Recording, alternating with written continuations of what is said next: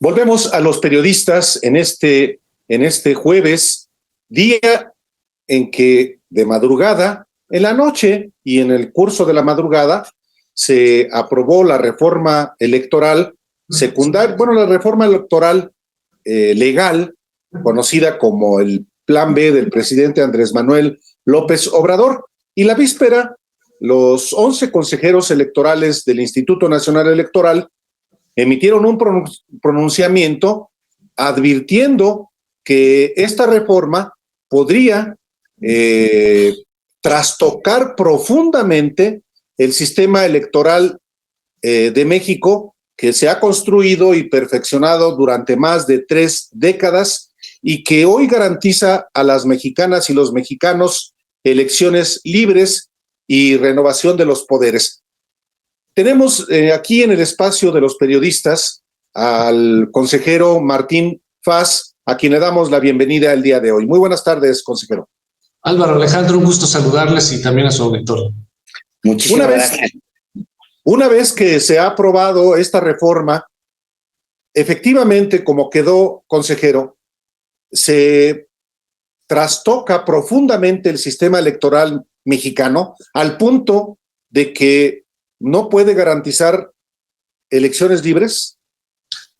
Mira, sí se está modificando seriamente al Instituto Nacional Electoral, particularmente por el desmantelamiento de las juntas distritales, que son los órganos que de manera permanente están en los 300 distritos y que cuentan con un equipo de integrantes del Servicio Profesional Nacional Electoral, que son los que de manera permanente están tanto en el terreno viendo todo lo que tiene que ver con la preparación de las elecciones, como con muchas otras cosas, y en efecto sí es un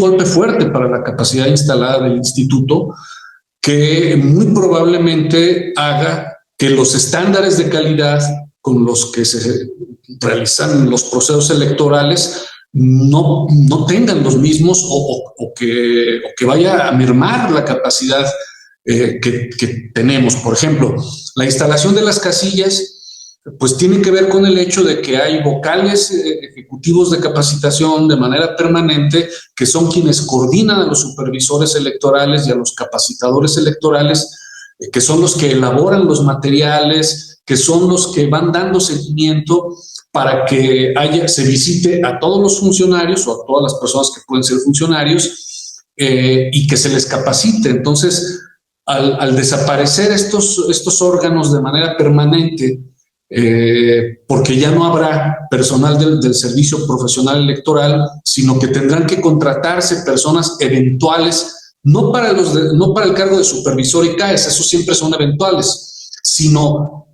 que también van a ser eventuales ahora los que dirigían a estos supervisores y a estos capacitadores. Sí creemos que los estándares de calidad con los que estábamos realizando los procesos electorales pues no van a ser los mismos, y que si hay riesgos, pues no sé, que por ejemplo haya un mayor ausentismo de funcionarios de casilla el día de la jornada electoral porque no hay una suficiente coordinación. O sea, sí existen esos riesgos. Lo que me dice su respuesta es que aquellos quienes han dicho que es posible adelgazar una estructura que ha crecido, que se ha vuelto cada vez más obesa, están en un error, porque son todos indispensables en esa estructura, consejero. El Servicio Profesional Nacional Electoral sí creo que es indispensable. Claro, no es el único que está ahí. En torno a ellos hay personal administrativo, hay jefes operativos, hay otros cargos también que realizan labores más de carácter técnicas, digamos, pero que siempre es a través del Servicio Profesional Electoral. Y el desmantelamiento se está dirigiendo precisamente al sector más profesionalizado, de tal manera que si la ley finalmente queda como, o se aprueba en los términos en los que está, pues tendremos que ver la forma de cómo cubrir esos espacios, pero sin duda el estándar de calidad podría bajar. ¿Por qué? Porque a los que se les está, a quienes se les está prácticamente despidiendo es a quienes se han estado capacitando de manera permanente, que llegaron incluso a su cargo por un concurso abierto, por un concurso de oposición, y que permanentemente se estaban capacitando en un programa permanente de capacitación. Significa que ahora vamos a tener que ocupar personal menos especializado, menos técnico, eventual, que no creo que tenga el mismo nivel de calidad que tiene el Servicio Profesional Electoral. Eso no quiere decir que no se pueda hacer un ejercicio de reducir el número de personas que están en las juntas distritales, pero no al nivel de lo que se está buscando ahora, que es pues prácticamente desmantelarlas. Ahora, esto, por supuesto, puede tener un efecto pernicioso para los procesos electorales. Ahora, lo que tiene que ver también con el poder, por ejemplo, del secretario ejecutivo, una figura que desaparece. ¿Usted cómo lo advierte? No desaparece propiamente el secretario ejecutivo, pero se le degrada. ¿Eso también afecta a la operación del INE? Pues mira, lo que ocurre es que no es el secretario, pero sobre todo es la Junta General Ejecutiva, Álvaro, sí, que preside el secretario. Y lo que va a ocurrir ahí es que en lugar de una Junta General Ejecutiva se crea una comisión de 5 consejeros en una comisión de administración. En términos generales, la propia Constitución establece que debe de haber órganos directivos, ejecutivos y técnicos. Y lo que está ocurriendo, lo que va a ocurrir ahora es que un órgano directivo, que es una comisión de consejeros, va a tener que hacer las veces también de un órgano ejecutivo, ¿sí? No técnico, porque habrá seguramente subdirecciones o habrá cosas, ese tipo de nivel que hará, digamos, ese tipo de trabajos, pero sí, al darle a un órgano directivo funciones ejecutivas, creo que sí se va a sobrecargar el trabajo de esa comisión. Ordinariamente, hasta en una empresa ocurre, o sea, es decir, por decirlo así, por poner un ejemplo y no por hacerle publicidad a nadie, pero digamos, pues Carlos Slim está en un consejo directivo y no anda viendo pues cuántos cables o cuántas antenas hay de transmisión para sus asuntos, ¿no? Es decir, hay un órgano ejecutivo que es un administrador, dicho de esa forma, que son quienes revisan las cosas.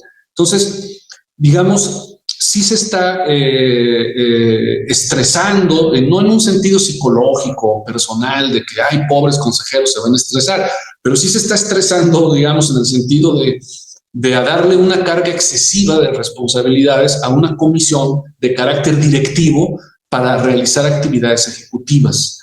Ahora, el cargo del secretario ejecutivo, pues es un cargo temporal y es un cargo que muy seguramente, pues en la llegada de una próxima presidencia, pues muy probablemente hubiese alguna propuesta de cambios. Es decir, no, ahorita está un secretario ejecutivo, pero antes estuvo otro, en fin, no es la persona en sí misma, sino es la figura y las labores que cumple.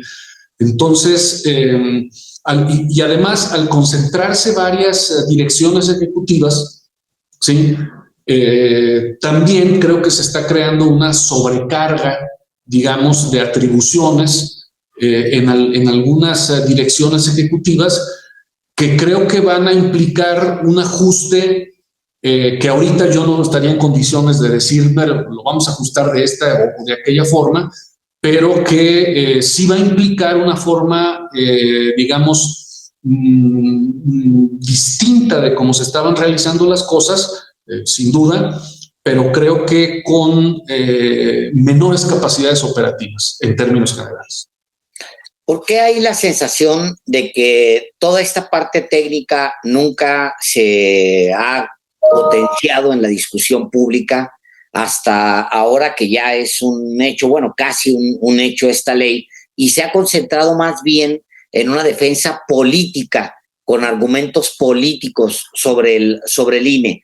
Porque en el fondo los que salieron a marchar en el 13 de noviembre, pues salieron en realidad convocados por la destrucción del INE.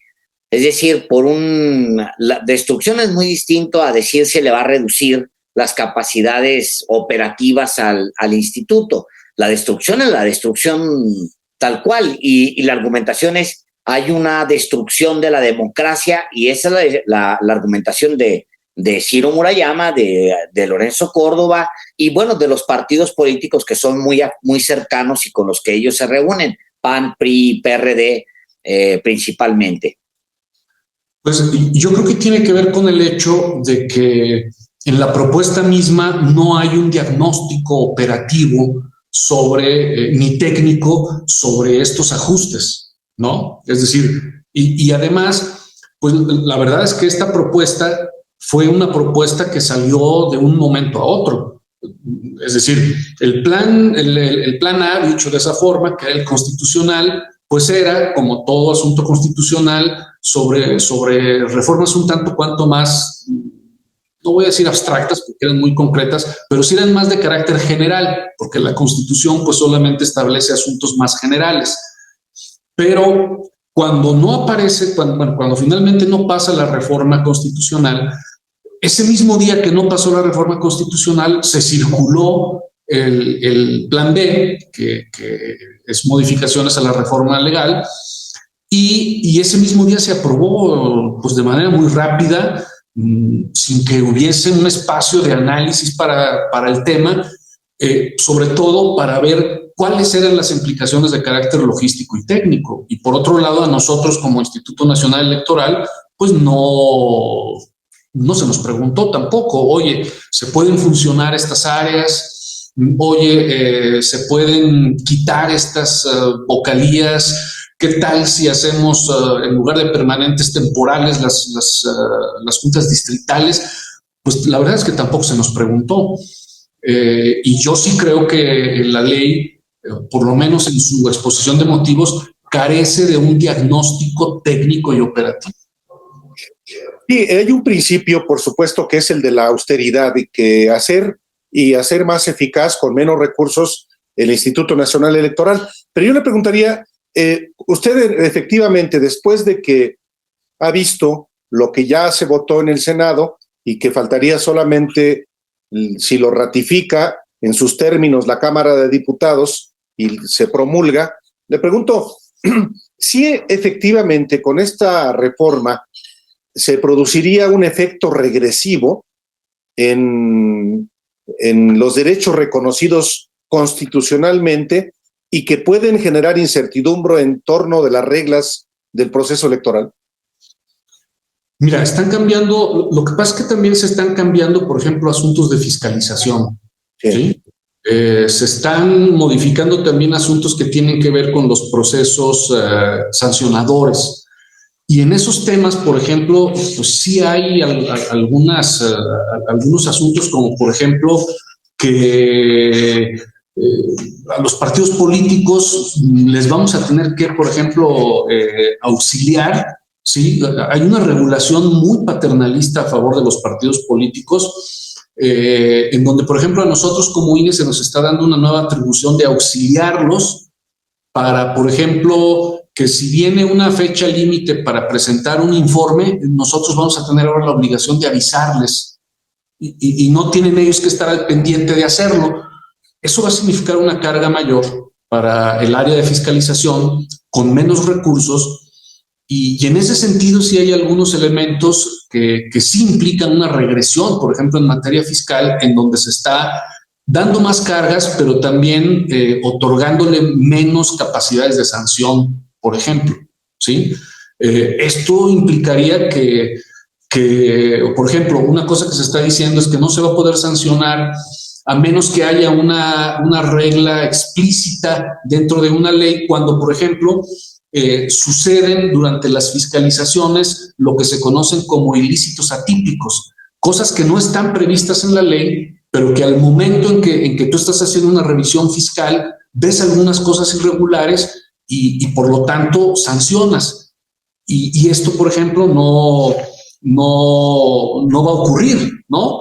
no se van a poder sancionar, por ejemplo, la prohibición de aportaciones a partir de descuentos de nóminas. Eso, por ejemplo, no está prohibido en una ley, sino que cuando nos damos cuenta que se están utilizando las nóminas para transferir recursos a partidos políticos, nosotros sancionamos, ¿sí? Porque tampoco puedes en un código, en una normativa de fiscalización establecer todos los asuntos, porque hay cosas atípicas que tienes que ya cuando estás revisando la contabilidad te das cuenta que están ocurriendo cosas pues, raras. Entonces, por ejemplo, hay cosas como esas que sí creo que son francamente regresivas, ¿no? En materia de fiscalización, por ejemplo, ¿no? En materia de instalación de casillas, como te digo, sí vamos a batallar más para poner las casillas. Y es probable que las casillas lleguen funcionarios menos capacitados y que puedan cometer más errores, ¿sí? Y que eso pueda tener un efecto, por ejemplo, en la anulación de una elección. Siempre, si no se instala el suficiente número de casillas en un lugar, hasta en un determinado porcentaje, puede haber una anulación de casillas. Puede ocurrir que los funcionarios de casilla lleguen mucho menos capacitados de lo que llegaban ahora y eso pueda tener un efecto. O sea, es decir, tampoco yo ahorita puedo decir, no, bueno, a partir de ahora ya no va a volver a haber jamás nunca elecciones como se deben de hacer. No, pero sí nos va a costar muchísimo más trabajo hacerlas.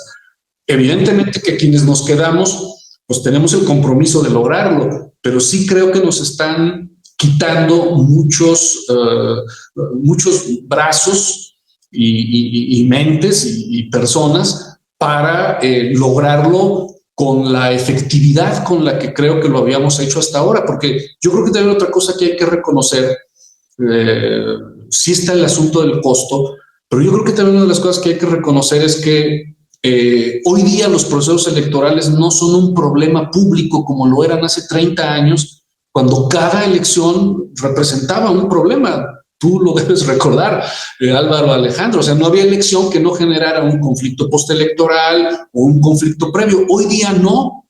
Eso ha tenido un costo, sí ha tenido un costo, pero hoy día realmente los procesos electorales no son un problema y en buena medida no son un problema porque el Sistema Nacional Electoral, con su robustez, ha logrado hacer procesos electorales en los que pues hay, digamos, incluso los resultados son aceptados por todos. Ahora, en cambio, al cortarnos esas posibilidades, pues podría ocurrir que empiece a existir una serie de falencias que pues puedan poner en riesgo algunos procesos electorales. Puede ser. Tampoco quiere decir que necesariamente vaya a ocurrir, pero sí se abre esa posibilidad. Ahora, no hubo mayor conflicto postelectoral en el 2018, pero en el del 2017 hubo. O sea, sí hubo un conflicto postelectoral. En el Estado de México hubo un reclamo muy puntual de acarreo, de utilización del aparato de Estado, etcétera, y también un reclamo al instituto de que no metió las manos para detener una elección de Estado como se planteó en su momento en el Estado de México, por poner un ejemplo. Es decir, eso sí ha permeado. La pregunta de fondo sería, consejero, si usted ve el resultado de una reforma porque se intenta deliberadamente desde el Ejecutivo socavar la democracia en México, o si se trató de una reforma que se pudo sacar así porque hay una confrontación entre el presidente del INE, tal cual decirlo así, y el presidente y la presidencia de la República o el gobierno federal, y eso no permitió una relación para sacar una mejor iniciativa, porque esas serían las dos opciones que hay aquí, que es un intento deliberado del gobierno federal para socavar a las instituciones, o, como lo dice una parte, o que simplemente hubo incapacidad de ambas partes para sentarse porque ya había una confrontación de fondo política de años atrás. Mira, yo creo que faltó un mejor diagnóstico de ambas partes respecto de qué es lo que está bien y qué es lo que está mal dentro del sistema nacional electoral. Yo creo que el diagnóstico que hay, el diagnóstico que da vida a esta reforma y que se manifiesta en la exposición de motivos, creo que no es un diagnóstico del todo ajustado a lo que realmente es, y creo que es un diagnóstico más político que técnico. Sí, faltó esa parte. Si nos fijamos en la exposición de motivos, pues de hecho entra a cuestiones más de carácter político que a asuntos de carácter técnico. ¿Sí? Y faltó también esa capacidad de otro sector de colocar sobre la mesa cuáles son esos elementos de carácter técnico, operativos, que debían de ser consensados de una manera amplia. ¿Sí? Yo creo que faltó hacer un buen diagnóstico del sistema nacional electoral con sus virtudes y con sus defectos, uno de los cuales puede ser, sí, también el tema del costo, ¿sí? Pues, puede ser, seguramente, pero creo que no faltó un diagnóstico más técnico, más operativo, incluso también hasta de corte económico, para una reforma de esta naturaleza. Y yo creo que ahí estuvo un poco el hecho de que sí hay, y eso hay que decirlo, sí hay un golpe fuerte a la estructura y a la capacidad instalada del Instituto Nacional Electoral, y eso es innegable, porque simplemente la supresión del carácter permanente de las oficinas en los 300 distritos o su reducción a la mínima, sí representan un golpe a la capacidad operativa del instituto. Pero ahí el planteamiento sí es de fondo y sí define muchas cosas.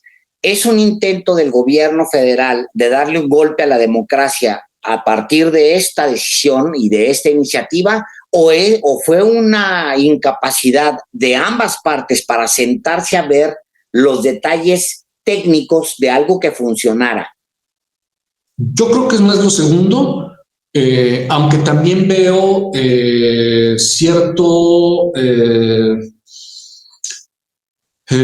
sobre todo ya de quienes le metieron lápiz a la reforma, sí veo un cierto afán de dañar, sí, al Instituto Nacional Electoral, ¿no? O sea, sí veo ahí un afán de hacerlo de quienes le metieron más mano a la parte técnica, los que le echaron lápiz. ¿Ya en la Cámara de Diputados o desde el Ejecutivo? No, en la Cámara de Diputados. No, la Cámara de Diputados no le echó mano a nada.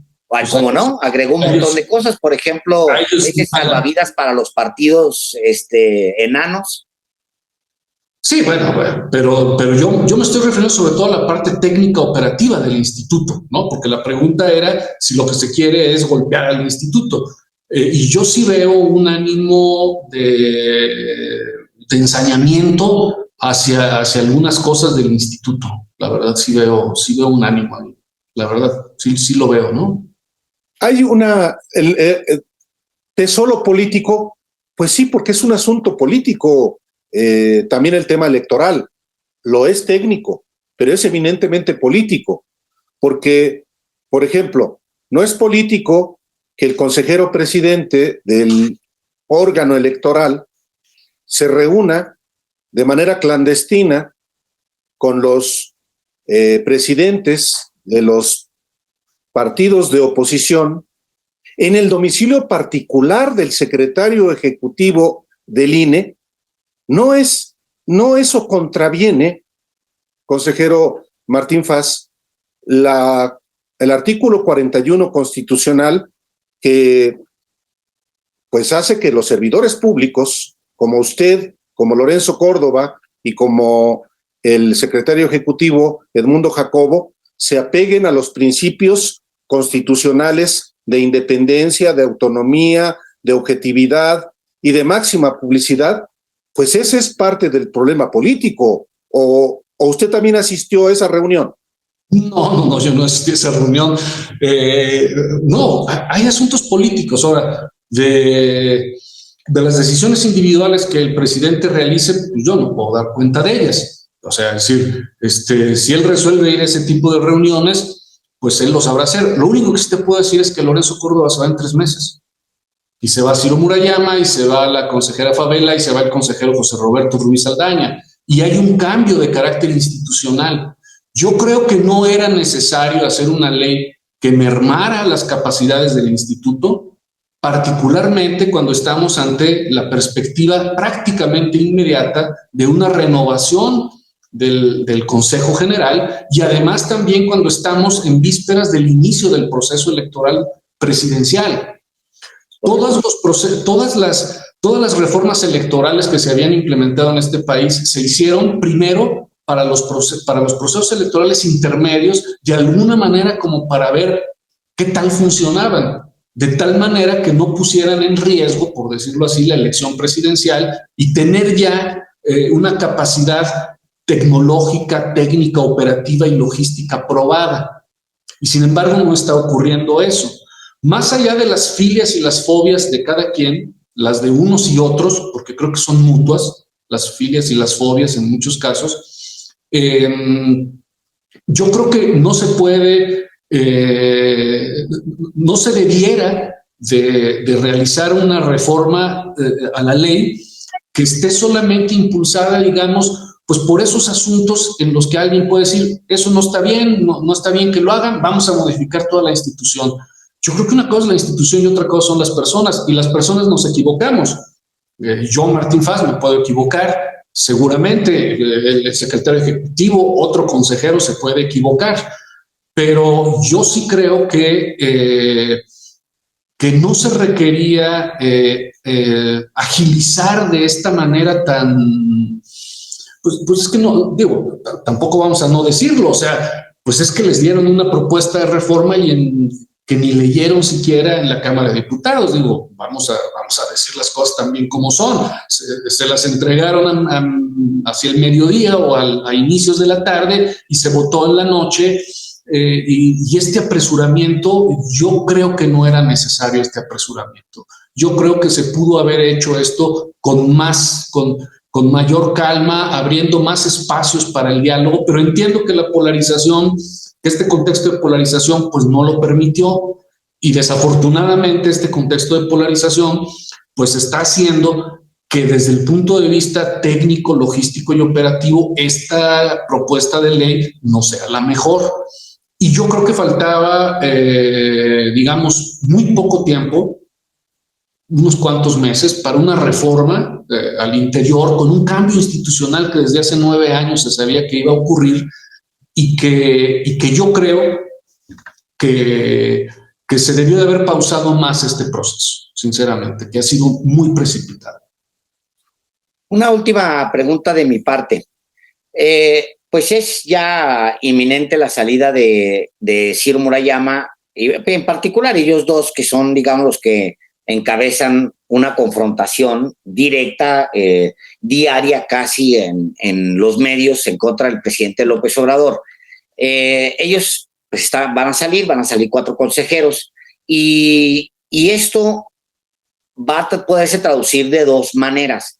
Una manera es una oportunidad para poder llevar a cabo los cambios que plantea esta iniciativa con mayor suavidad y poder tener un ánimo para resolver, que eso es importante, porque al final todas las empresas en el mundo, regresando al mismo ejemplo que usted ponía, todos los gobiernos del mundo en algún momento entran en austeridad, sea por crisis económicas externas, por golpes internos, etcétera, pero llegan siempre a un momento en su vida en que les toca esto de agarrar y recortar. ¿Usted cree que la salida pueda suavizar la aplicación de lo que viene en esta iniciativa, o lo pueda complicar?